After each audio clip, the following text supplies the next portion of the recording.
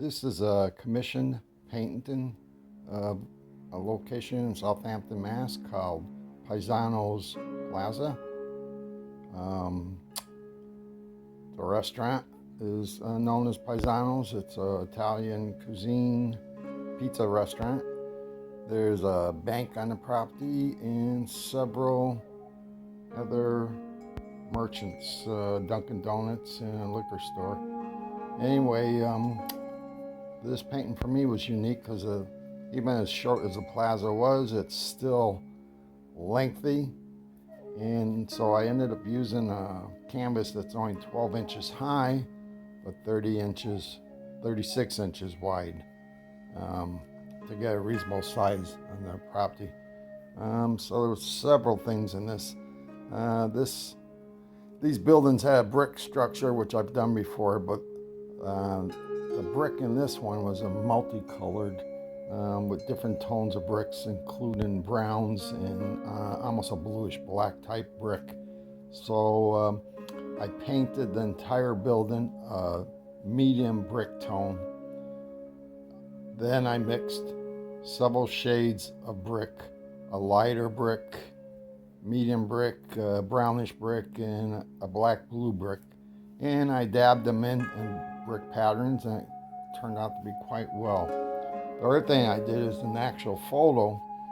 It's a daylight photo, so the stores and shops and restaurant in there, including the bank, the windows basically are black. You don't see anything from inside for the most part, just minor little details because of the brightness of the daylight and the fact that they're using low-level lights, or they just don't show as compared to the sunlight. So I went back, took some dusk evening shots of the storefronts, and I used that to get the detail into the paintings. It came out really nice.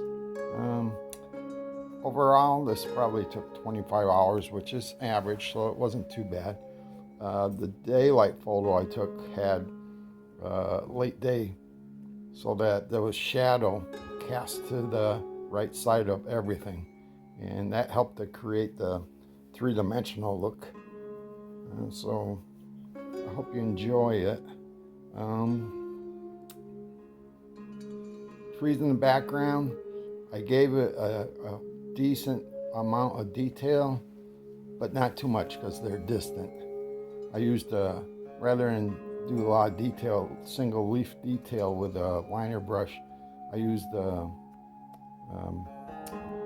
landscape brush, tree and grass brush, and I just dabbed in highlights to give the effect of multiple leaves.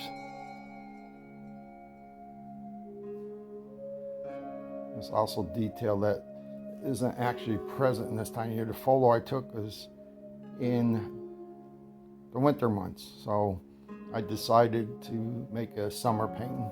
So the trees in the background, I just ad-lib the colors based on what I saw in the fall picture. And the other thing was the store in the summer months has planters on every brick column in that picture. Plus there's cement planters in front of the walkway. And I added basically made up plants to those containers to give it a look. The person that commissioned this wanted to have it as it looks when the planters, the hangers are all there in place, and so I just made up plants. I don't think it's how important. The hangers, I just assumed they had some hanging plants in there and painted details that represented plants that would drape over that type of pot.